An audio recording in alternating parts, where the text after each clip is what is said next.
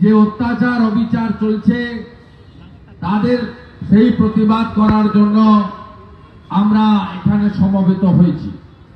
দ্বিতীয়ত, শুধু বাংলাদেশে আর্মি, পুলিশ আর তালিবান বা জিহাদিদের বা রাজাকার বা হেফাজতদের অত্যাচার আমরা সহ্য করছি তা নয়, এপার বাংলাতেও পুলিশ এবং জিহাদিদের দ্বারা আমরা মাঝে মাঝেই অত্যাচারিত হচ্ছি, প্রতিদিনই অত্যাচারিত হচ্ছি। এবং 15ই ডিসেম্বর একটি অরাজনৈতিক নির্বাচন, যাতে ভারতীয় জনতা পার্টি দলগতভাবে লড়াই করেনি, সেই নির্বাচনে যেখানে গর্বের প্রতিষ্ঠান কাঁথি সমবায় ব্যাংক, রামনগর বাজারের হেন কোনো ব্যবসায় নেই, রামনগর এলাকার এমন কোনো শিক্ষক শিক্ষাকর্মী নেই যারা এই ব্যাংকের সঙ্গে অংশীদার সদস্য বিদায় বা নানাভাবে যুক্ত নয়। সেই ব্যাংকের বহু নির্বাচন আপনারা দেখেছেন, রামনগর বাজারের আপামর ব্যবসায়ী দেখেছেন, কিন্তু এক নতুন ধরনের নির্বাচন রামনগর কলেজের গেটে দেখেছে। সেই জিহাদিদের হামলার বিরুদ্ধে আমাদের এই প্রতিবাদ। আমরা কর্মসূচি শুরু করেছি। 82 বছরের প্রবীণ অংশীদার সদস্য প্রভাত দত্ত, তাকেও আক্রমণ করা হয়েছে। তাকে উত্তরীয় করিয়ে দলের পক্ষ থেকে আমি প্রণাম নিবেদন করে তাকে, তার মতো একজন সম্মানীয় ব্যক্তিত্বকে, পিতৃসম ব্যক্তিকে এই জিহাদিরা, অর্বাচীনরা, এই অশিক্ষিত মূর্খরা, এই লাল চুল কানে দুলরা, তারা পুলিশের সাহায্যে শারীরিক নিগ্রহ করেছে। আমরা তার প্রতি শ্রদ্ধা জ্ঞাপন করি। আজকের এই কর্মসূচির ব্যবস্থাপক যারা আমার মন্ডল প্রেসিডেন্টরা আছেন, চন্দন থেকে, বিবেক থেকে, সত্যেন থেকে, প্রত্যেককে, বা বিবেকানন্দ থেকে 5 জন মন্ডল প্রেসিডেন্টের প্রত্যেককে আমি আন্তরিক কৃতজ্ঞতা অভিনন্দন জানাই। অভিনন্দন জানাই সামগ্রিকভাবে রামনগরের যারা নেতৃত্ব আছেন প্রত্যেককে, রামবাবু থেকে তপনবাবু থেকে প্রত্যেককে আমি দীর্ঘ নাম বলতে চাই না। সকলকে, মঞ্চ ছোট কারণ রাস্তার উপরে সকলের অ্যাকোমোডেশন করা যায়নি, আমি সকলকে ধন্যবাদ, অভিনন্দন এবং কৃতজ্ঞতা জানাই, বিশেষ করে আমার মহিলা মোর্চা এবং যুব মোর্চার টিমকে।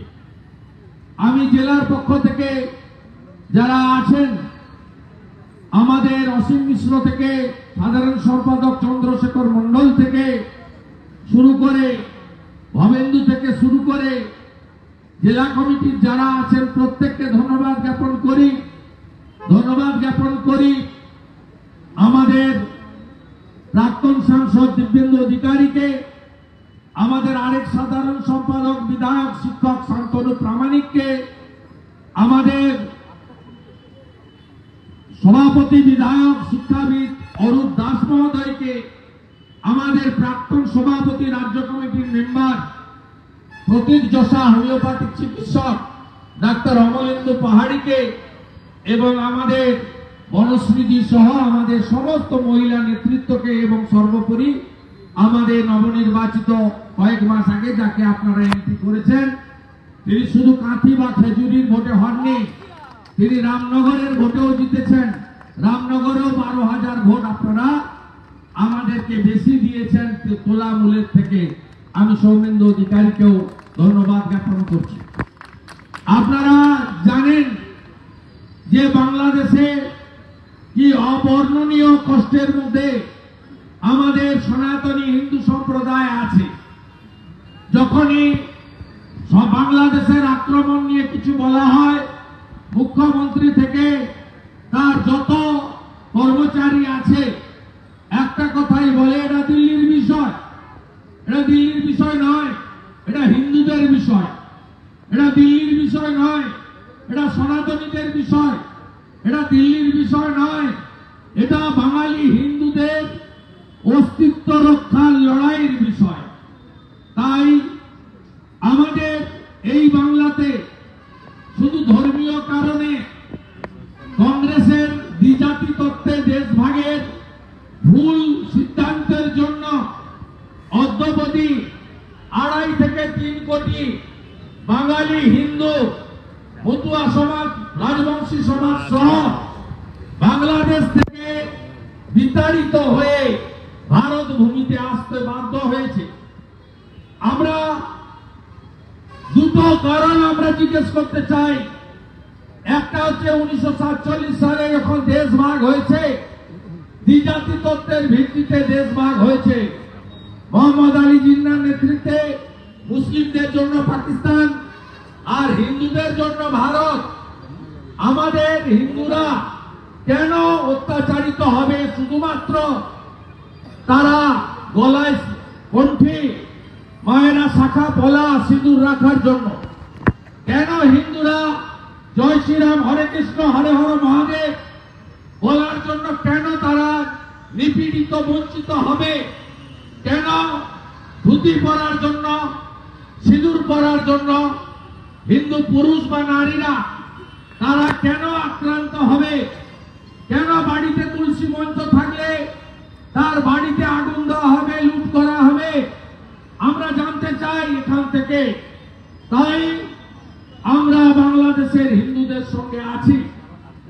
আমরা অত্যন্ত ব্যথিত, লজ্জিত যে ওপারের মোল্লা ইউনূসের নেতৃত্বে, সুদখোর ইউনূসের নেতৃত্বে একটা মৌলবাদী জঙ্গিদের সরকার তৈরি হয়েছে। এই সরকার ওখান থেকে শুধুমাত্র হিন্দুদের নিধন করা বা 600 মন্দির ভাঙা নয়, তারা হিন্দুদের অস্তিত্ব বাংলাদেশ থেকে মুছে ফেলতে চায়। আপনারা শিক্ষিত মানুষ, যদি 47 সালের পরে 51 সালের জনগণনা হিসাব করেন তাহলে দেখবেন আমাদের দেশে কিভাবে ডেমোগ্রাফি পরিবর্তন হচ্ছে আমাদের এই রাজ্যেও। ঠিক একইভাবে বাংলাদেশে যখন পাকিস্তান ভারত তৈরি হয় তখন 33% হিন্দু ছিল পূর্ব পাকিস্তানে। যখন বাংলাদেশ 71 সালে ভারতবর্ষের আর্মিরা, ভারতবর্ষের বিএসএফ, ভারতবর্ষের 17,000 সেনা আত্মবলিদান দিয়ে 30 লক্ষ বাঙালি তার আত্মবলিদান দিয়ে মুক্তিযুদ্ধের মাধ্যমে পাকিস্তানের কাছ থেকে বাংলাদেশকে কাড়িয়ে আনা হয়। সেই সময়কালে 71 সালে, আজ থেকে 53 বছর আগে, সেখানে 22% হিন্দু ছিল। আপনি যদি আজকের বাংলাদেশে খবর নেন তাহলে 7.5% হিন্দু আজকে তার অস্তিত্ব টিকিয়ে রাখতে পারছে। আজকে 5ই আগস্টের পরে 600 মন্দির ভেঙেছে। চিন্ময় প্রভুর অপরাধ কি?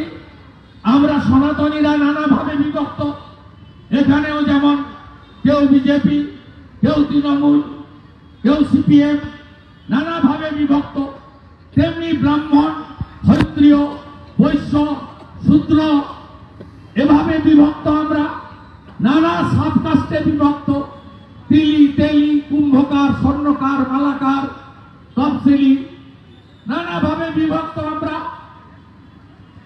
আমরা কেউ রামকৃষ্ণ মিশনের দীক্ষিত, কেউ ভারত সেবাশ্রম সংঘের দীক্ষিত, কেউ ইস্কনের দীক্ষিত, কেউ গৌড়িয়া মঠের দীক্ষিত, কেউ ঠাকুর অনুকূল চন্দ্রের দীক্ষিত, কেউ লোকনাথ বাবা ব্রহ্মচারীর দীক্ষিত। আমাদের এই যে বিভক্ততা, আমাদের যে বঞ্চিত জনগোষ্ঠী, এর সুযোগ নিয়েই ওরা আমাদের উপর দমন পীড়ন করে আমাদের অস্তিত্ব শেষ করে। চিন্ময় কৃষ্ণ দাস প্রভুর একটাই অপরাধ, তিনি সমস্ত সনাতনীদের বলেছিলেন নিজের নিজের পরিচয় রাখুন, কিন্তু সনাতনী হিসেবে ঐক্যবদ্ধ হন। এই কাজটা তিনি করেছিলেন। চট্টগ্রামে 10 লক্ষ লোকের সমাবেশ, রংপুরে 5 লক্ষ লোকের সমাবেশ, গোটা বাংলাদেশ জুড়ে তিনি সনাতনীদেরকে ঐক্যবদ্ধ করে এই জিহাদি শক্তির বিরুদ্ধে, এই মৌলবাদের বিরুদ্ধে, এই জঙ্গিবাদের বিরুদ্ধে, এই পাকিস্তানের নাতিপুতিদের বিরুদ্ধে, এই রাজাকারদের বিরুদ্ধে, এই হাজারি মাদ্রাসা যারা চালায় তাদের বিরুদ্ধে আজকে ঐক্যবদ্ধ করেছিলেন। তাই তাকে গ্রেপ্তার করে রাখা হয়েছে। শুধু নয়, তাকে প্রসাদ, আপনারা অনেকেই বৈষ্ণব সমাজের সঙ্গে যুক্ত, কার্তিক মাস পালন করেন, দামোদর মাস। আপনারা জানেন বৈষ্ণবদের ঠাকুরকে পুজো দিয়ে প্রসাদ দিয়ে সেই প্রসাদ খেতে হয়, নিজের হাতে রান্না করতে হয়। আজকে উনার বৈষ্ণব ভক্তরা যারা প্রসাদ দিতে গেছিল তাদেরকেও গ্রেপ্তার করা হয়েছে। এখন তো আমরা যা শুনছি তাতে উনার শারীরিক অবস্থা অত্যন্ত খারাপ। আমরা এই তরুণ সন্ন্যাসী তার জন্য রাধা মাধবের কাছে প্রার্থনা করছি। আমরা বিশ্ব সমাজের কাছে অনুরোধ করছি, আপনারা এগিয়ে আসুন। এগিয়ে এসে আপনারা সবাই মিলে আমেরিকা, ইসরায়েল, ভারত যারা মৌলবাদ, জঙ্গিবাদের বিরুদ্ধে লড়াই করেন, যা করার দরকার সেই কাজটা করুন। কারণ এরা রাজনৈতিক বা কূটনৈতিক পদ্ধতিতে থামার লোক নয়। এরা যে ভাষায় কথা বললে সন্তুষ্ট হয়, যে ভাষায় কথা বলে একটা সময় ডোনাল্ড ট্রাম্পের নেতৃত্বে আফগানিস্তানে তালিবানকে ধ্বংস করা হয়েছিল, ওসামা বিন লাদেন ধ্বংস হয়েছে, ইসরায়েল যেভাবে ভিতরে ঢুকে হামাসের প্রধানকে খতম করে দিয়েছেন, ঠিক একইভাবে বাংলাদেশের এই অর্বাচীন জঙ্গিগুলোকে, অবৈধ সরকারকে উৎখাত করার জন্য বিশ্ব সমুদায় এগিয়ে আসবেন, এটা আমরা আবেদন করব। আমাদের পরিচয় আমরা বিজেপি করি, আমাদের প্রথম পরিচয় আমরা সনাতনী এবং ভারতীয়। আমরা ঘরে বসে থাকতে পারি না। আমাদের যুদ্ধ করার বা অস্ত্র নিয়ে যাওয়ার কোনো সুযোগ নেই। কিন্তু গণতান্ত্রিক ভাবে সীমান্তের বর্ডারে দাঁড়িয়ে, বাংলাদেশে ডেপুটি হাই কমিশনারের সামনে দাঁড়িয়ে এবং প্রত্যেক দিনই রাজ্যের এ প্রান্ত থেকে ও প্রান্ত হিন্দুদেরকে সঙ্গে নিয়ে আমরা এই অন্যায় অত্যাচারের বিরুদ্ধে রাস্তায় নামছি। এটা আমরা যদি না করি, আমরা যদি ঘরে বসে সোশ্যাল মিডিয়ায় করি, তাহলে কিন্তু আমরা সমাধান করতে পারবো না। তাই আজকে আমরা অন্য জায়গার সাথে সাথে এখানেও পথে নেমেছি। আমাদের গোরখপুর মহন্ত পীঠের মহারাজ, উত্তরপ্রদেশের মুখ্যমন্ত্রী যোগী আদিত্যনাথজি এই জন্য বলেছেন হরিয়ানা ভোটের আগে যে বাঁটেঙ্গে তো কাটেঙ্গে, এক রহেগে তো নেক রহেগে। অর্থাৎ বাংলা করলে এটাই দাঁড়ায়, আমরা যদি বিভক্ত হই আমাদেরকে কাটবে, আমরা যদি এক থাকি ভালো থাকবো।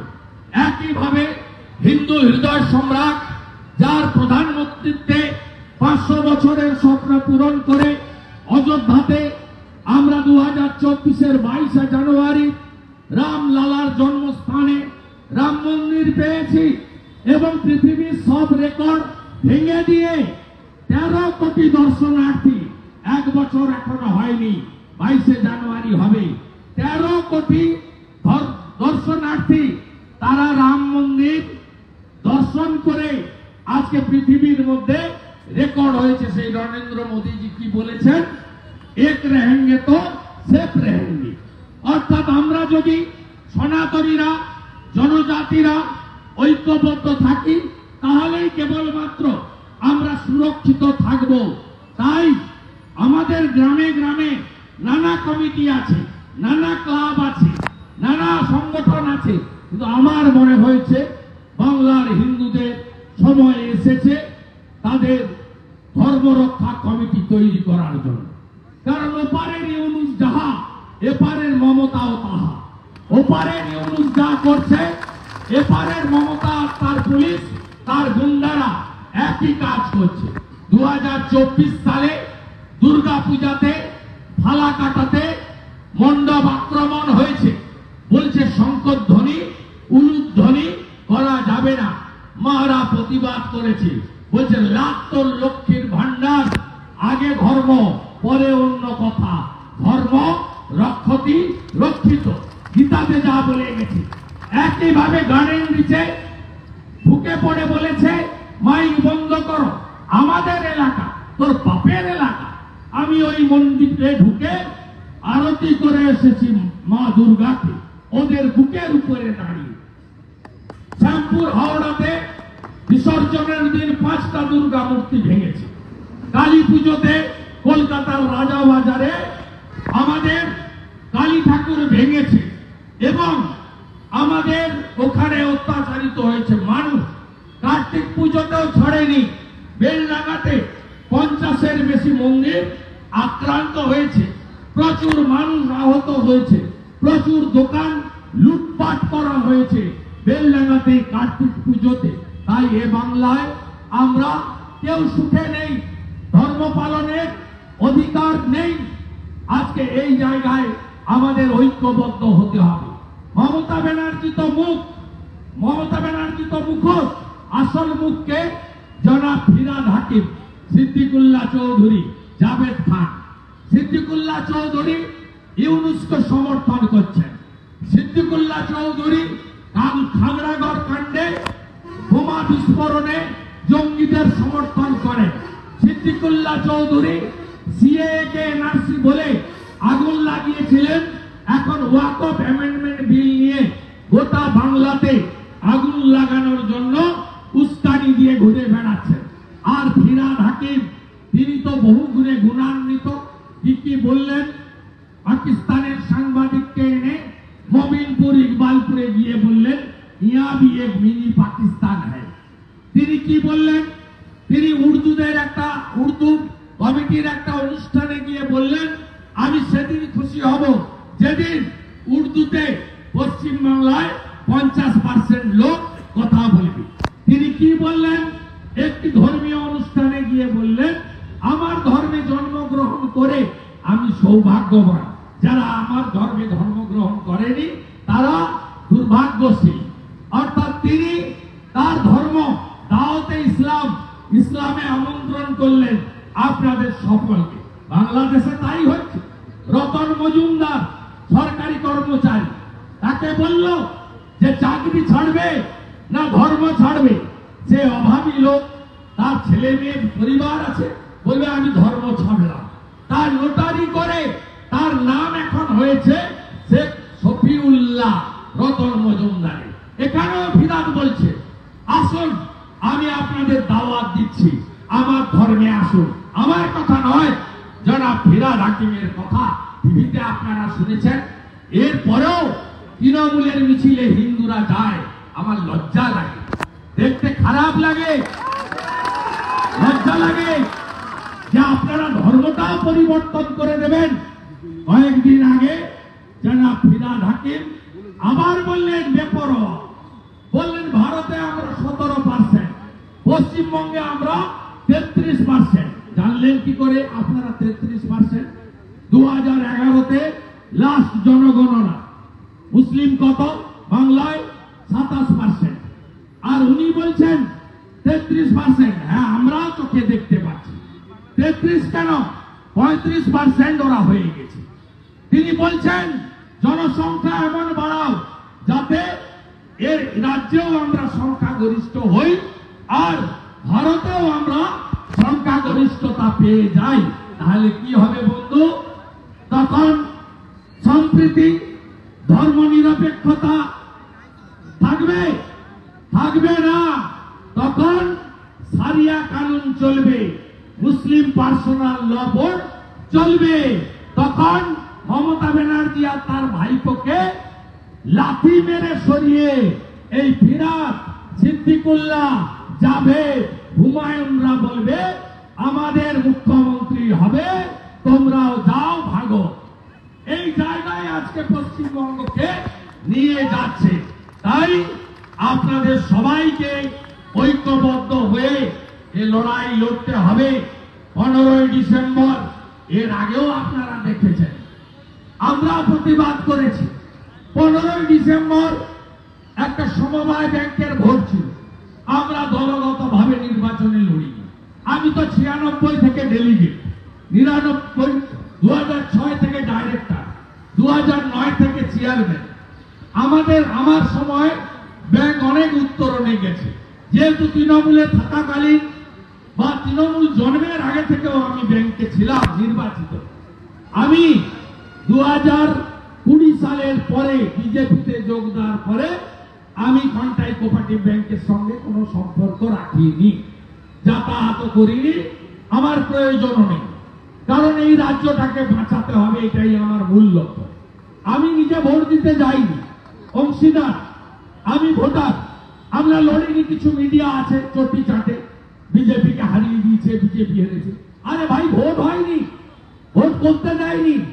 রামনগর কলেজে এই প্রভাত বাবু সহ আমাদের এই বোনেরা কিভাবে মার খেয়েছে আপনারা নিজেরা দেখেছেন।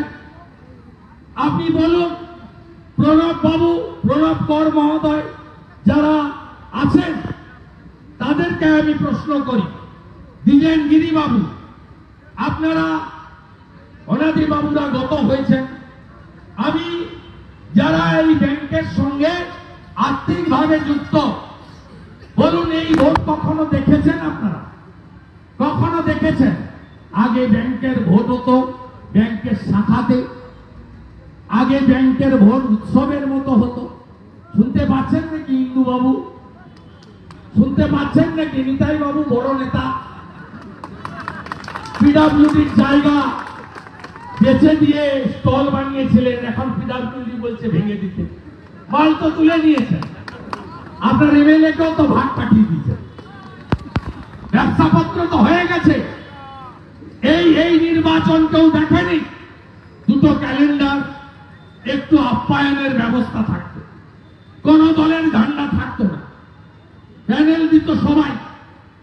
তখন বামের সঙ্গে বাম পলিটিক্যালি লড়তো না, তারা একটা প্রগতিশীল নাম দিয়ে প্যানেল করত, আর অফিসিয়াল প্যানেল থাকতো। দীর্ঘদিন প্রণব বাবু নেতৃত্ব দিয়েছে, অমল সার বাবু, অনাদি দাস বাবু, দ্বিজেন বাবু, প্রয়াত লালচাঁদ আলী শাহ বাবু, এরা সবাই থাকতো। এই ইতিহাস অন্য ইতিহাস। আবার বিরুদ্ধে প্রগতিশীল নাম দিয়ে গিরিশ রাউত বাবু লড়ত, আশিস মহাপাত্র বাবু লড়ত, রোহিণী দাস মহাপাত্র লড়ত, রোহিণী করণ বাবুরা লড়ত। এই ইতিহাস ছিল। কিন্তু এবারে রামনগর কলেজ পাড়ায় ভোট নিয়ে গিয়ে পুলিশকে দিয়ে দরজা খুলিয়ে শত শত ছাপ্পা মারালেন। কাদের দিয়ে? ব্যাংকের যে রেজিস্টার আছে, শেয়ার হোল্ডার, আমি তো দীর্ঘদিনের চেয়ারম্যান, সেই রেজিস্টারের সইর সঙ্গে ব্যালটের চেক মুড়ির সই মিলবে? একটা সই মিলাতে পারবেন? মিলবে না। তাই যাদেরকে জোর করে হারানো হয়েছে দিব্যেন্দু সরকাররা, তারা কলকাতা হাইকোর্টে গেছে। হাইকোর্ট সমস্ত কাগজ, সিসিটিভি সুপ্রিম কোর্টের নির্দেশে, আর ব্যালটের চেক মুড়ি আর রেজিস্টার খাতা সব সিজ করেছে, ছাড়া হবে না। আর আপনাদের এতে লাভ হবে না। 22-এ কাঁথি লুট করেছেন, কাঁথি পুরসভা, আমার বাড়ির বুথ লুট করেছেন আপনারা, আপনাদের মুসলমানদের দিয়ে লুট করিয়েছেন পুলিশ সঙ্গে থেকে, আমি উইটনেস। তারপরে 24-এ কি হয়েছে? কাঁথি পুরসভার 21টা ওয়ার্ডে 19টাতেই পদ্ম ফুল ফুটে গেছে। আমাদের প্রার্থী হাজার হাজার ভোটে এগিয়েছে। রামনগরতে হেরে আছেন আপনারা। কোঅপারেটিভ ব্যাংকে যা অপকর্ম করেছেন, সেই আপনার মাননীয় দ্রৌপদী মুর্মুকে খারাপ কথা বলা অথবা ফরেস্ট অফিসারকে হুমকি দেওয়া, আপনাদের স্বনামধন্য নবরত্নের এক রত্ন প্রাক্তন মন্ত্রী বর্তমান বিধায়ক, তিনি দাঁড়ান আর তার পুত্র দাঁড়ান, অথবা মমতার অন্য কোন কর্মচারী দাঁড়ান, 12,000-এ 24-এ হারিয়েছি, 24,000-এ 26-এ হারাবো। এই আসন নরেন্দ্র মোদীর আসন। এই আসন হিন্দুরা ঐক্যবদ্ধ হচ্ছে। এখানে আপনারা কোনো কাজ করেননি। দীঘা তমলুক রেলপথ, গনি খান চৌধুরী নারকেল ফাটিয়েছিলেন, নীতিশ কুমারজি উদ্বোধন করেছেন। শিশির বাবুর প্রচেষ্টা ছিল। পরবর্তীকালে এই ফ্লাইওভার দমকল কেন্দ্র যেটুকু হয়েছে বাম আমলে হয়েছে, আপনাদের আমলে হয়নি। আর যেটুকু কাজ হয়েছে এই আলো লাগানো বলুন, রাস্তা করা বলুন, ডিএসডি এর আমলে সব শিশির বাবুর চেয়ারম্যানের নেতৃত্বে তার সভাপতিত্বে হয়েছে। তারপরে 4 বছরে একটা ইটা কোথাও আপনারা পোতেননি, একটা বাল্ব কেটে গেলে লাগাননি, আর রাস্তাঘাট ভেঙে চুরে তছনছ হয়ে গেছে। আপনারা কাজ করেননি, কাজ করতে জানেন না। উল্টে সুশান্ত পাত্রদের মতো, অম্বিকা জানাদের মতো যারা ভাঙা সাইকেল চড়ত, গ্যাটিস লাগানো, টিউব লাগানো সাইকেল, আর বিড়িকে 3 বার নিভিয়ে নিভিয়ে খেত, তারা এখন 100 কোটি, 150 কোটি, 200 কোটির মালিক। দাসপুর মন্দারমণি থেকে শঙ্করপুর হয়ে দীঘা উদয়পুর পর্যন্ত আপনাদের লোকেরা লুট করেছে, আর পরিবারের লোকেদেরকে সাদা খাতায় চাকরি দিয়েছে। রামনগরের কোনো উন্নয়ন হয়নি। রামনগরের নেতা যদি কেউ থেকে থাকেন, তিনি প্রয়াত বলাইলাল দাস মহাপাত্র। আপনারা নেতা নন। স্বাভাবিকভাবে আমরা আপনাদেরকে অনেকটা সাফ করেছি। সেমিফাইনালে হেরেছেন, আর ফাইনালে হারিয়ে এই অপরূপ বঙ্গোপসাগরের তীরে থাকা রামনগরকে আমরা সম্পূর্ণ গেরুয়াময় করব, জিহাদিদের হাত থেকে বাঁচাবো। পদিমায়কের রতনপুরে গিয়ে দেখবেন কিভাবে রোহিঙ্গারা বসতি গেড়েছে। দেখবেন দীঘার চিত্র কি করে চেঞ্জ করছে। এত লোক কোথা থেকে আসছে, কারা দীঘাতে দখল নিতে চায় দেখবেন। আর মুখ্যমন্ত্রী মমতা ব্যানার্জি, আপনি একটা জালি হিন্দু। আপনি জগন্নাথ মন্দিরের নাম করেছেন, তৈরি করেছেন। আপনি কেন আপনার সরকারি টেন্ডারে লিখেছেন জগন্নাথ ধাম কালচারাল সেন্টার? কেন সরকারি কাগজে শ্রী জগন্নাথ ধাম টেম্পল লিখতে পারেন? কারণ শুনে রাখুন, যত খুশি ভাস্কর্য করুন, স্থাপত্য করুন, আমার বা আমাদের কোনো আপত্তি নেই। 4 ধামের 1 ধাম পুরী ধাম। পুরী ধাম দুটো হয় না, পুরী ধাম বদলানো যায় না। আপনি করুন। আপনি এখন হিন্দুরা ঐক্যবদ্ধ হচ্ছে বলে আপনি এখন হিন্দু সাজার চেষ্টা করছেন। না, হবে না। আপনাকে সবাই চিনে ফেলেছে। আমরা রাম মন্দির গড়েছি, রাজ্য কেন্দ্র সরকারের টাকায় নয়। আমরা 2,500 কোটি টাকা পৃথিবীর হিন্দুরা নিধি দিয়ে হিন্দুদের টাকায় তৈরি করেছি। আর আপনি এখানে জগন্নাথ ধাম কালচারাল সেন্টার লিখেছেন টেন্ডারে, আর হেলিকপ্টার করে এখানে এসে বলছেন জগন্নাথ মন্দির করলো। আচ্ছা, আপনাকে আমি চ্যালেঞ্জ করলাম, অক্ষয় তৃতীয়া আপনি উদ্বোধন করুন। স্থাপত্য করেছেন, ভাস্কর্য করেছেন। আপনি সেদিন বলছিলেন প্রেসে যে এখানে প্রসাদ পাওয়া যাবে, এখানে প্রত্যেক দিন পুরী ধামের মতো ধ্বজ চেঞ্জ করা হবে। আচ্ছা মাননীয়া, আপনি জানেন কি পুরী ধামে সনাতনী ছাড়া অন্যদের প্রবেশ নিষেধ আছে? জানেন তো? আপনি এটা লিখতে পারবেন তো? পারবেন লিখতে? তো দম আছে? অপেক্ষায় থাকলাম অক্ষয় তৃতীয়ার দিনে। আর দীঘাতে আমি বড় কর্মসূচি নেব মকরের পরে নেব, এবং আমার সঙ্গে জগন্নাথ দৈতাপতিজির কথা হয়েছে। পুরী ধামে কিছুদিন আগে এসেছিলেন। তিনি রামনগর বা দীঘাতে একটা বড় ধর্মসভা করবেন। শ্রী জগন্নাথ দেব